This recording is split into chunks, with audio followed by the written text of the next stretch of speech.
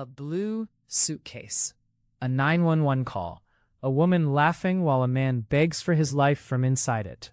On February 24th, 2020, Sarah Boone called emergency services and told them her boyfriend was dead. Police found Jorge Torres Jr. zipped inside a hard-shell suitcase in their Winter Park, Florida home. He had been in there for approximately 11 hours. He was 42 years old. Jorge Torres Jr. was born in 1977, the same year as Sarah Boone. He grew up in the Orlando area, tracing his roots to Puerto Rico. By all accounts, a quiet man, a machinist by trade, someone who kept to himself. Friends described him as gentle, unassuming, the kind of person who'd help you move without being asked. Sarah Boone was Atlanta-born, October 10, 1977. She came to the Orlando area as a young woman. By February 2020, she was 42 years old. She'd worked various roles: certified nursing assistant, warehouse work, customer service, and kept an active social media presence. Videos of her life, her travels, her fashion. To anyone scrolling past, she looked like any woman living her life in Central Florida. They met in 2016. By the time Jorge died, they had been together nearly 4 years. They shared a one-story home in Winter Park. Modest, quiet. Jorge drove a truck. Sarah posted videos. They had a dog, a pit bull mix they doted on. They celebrated holidays together, argued over mundane things, built a life the way millions of couples do.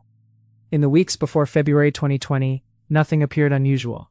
No reports, no visible signs, just another couple in another house in another Florida suburb. Except they weren't. February 23, 2020, the night everything changed. According to Sarah Boone's statement to police, she and Jorge had been drinking that evening. They argued. She told detectives it was about infidelity. At some point, she claims, Jorge dared her to put him in a suitcase. A game. She called it hide and seek. She zipped him inside a large blue hard-shell case kept in their bedroom closet. A joke, she said. Then she went upstairs to use the bathroom. She claims she accidentally fell asleep. At 6:14 the next morning, February 24, 2020, Sarah Boone called 911. My boyfriend is dead. I woke up and he's dead. The dispatch recording captures her voice. Calm, almost detached.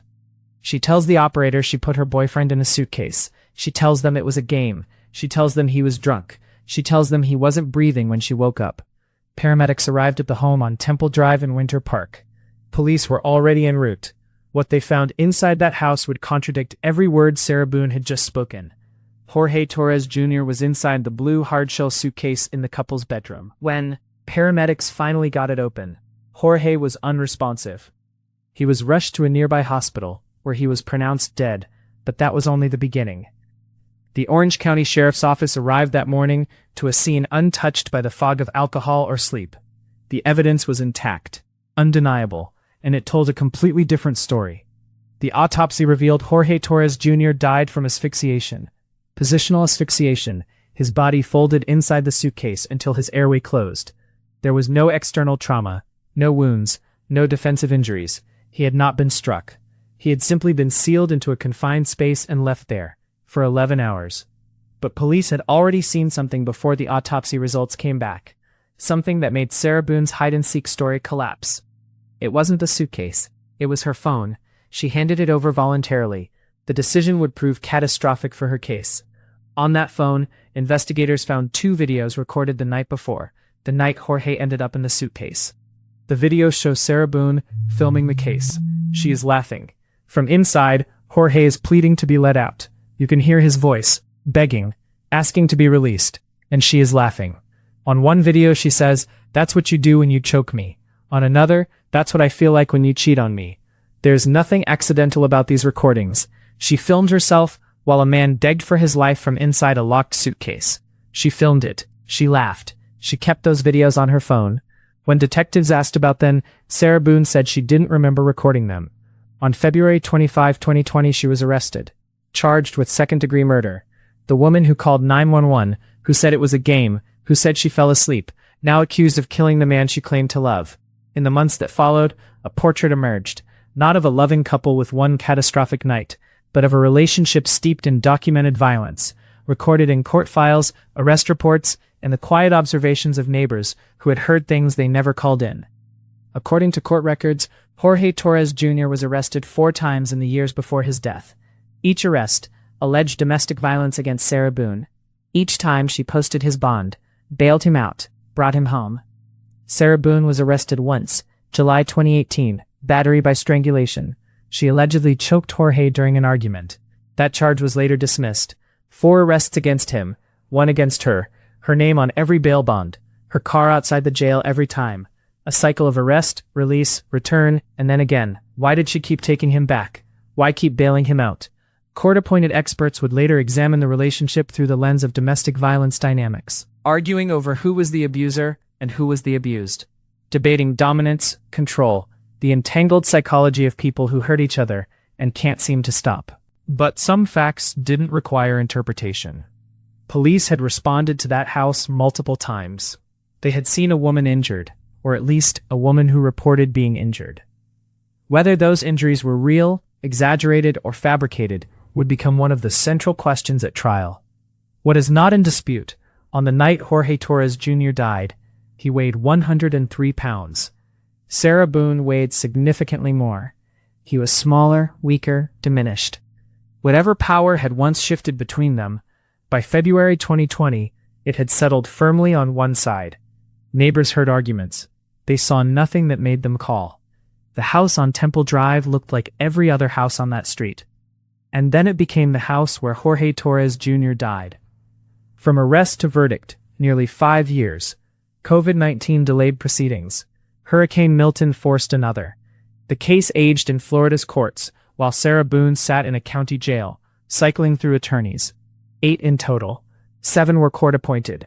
Each one withdrew. Clashes over strategy, irreconcilable conflicts with their client, a revolving door of lawyers who couldn't build a defense they could stand behind. In July 2024, a judge ruled Sarah Boone had forfeited her right to court-appointed counsel. She would represent herself. Then, something unexpected happened. She submitted a hand-drawn advertisement seeking a lawyer. Crude, hurried, desperate. Someone posted it online. It went viral. It became a symbol of a case unraveling in real time.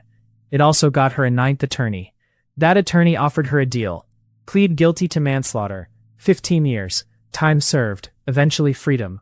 She said no. The defense strategy was battered woman syndrome. She was the real victim, her attorneys would argue. Jorge was the abuser. The violence in that house flowed one direction only. Her actions, however terrible, were the culmination of years of abuse. The trial began October 14, 2024. Prosecutors played the videos. They presented the autopsy. They laid out 11 hours of a man sealed in darkness, breathing until he couldn't, calling out until no one answered. On October 25, 2024, the jury heard closing arguments. Prosecutor William J. stood before them. This defendant zipped Jorge Torres shut in a suitcase. She was able to do this because at the time of his death, he weighed 103 pounds. She did this with a malicious intent to punish him, and then she went up to sleep and left him to take his final breaths on this earth alone. The jury deliberated for less than 2 hours. Guilty. Second-degree murder. On December 2, 2024, Sarah Boone was sentenced to life in prison. No possibility of parole.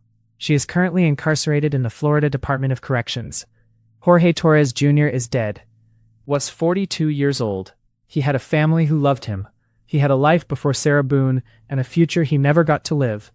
That future ended inside a blue suitcase on Temple Drive, while upstairs, someone he trusted went to sleep. He deserved better. His family deserved better.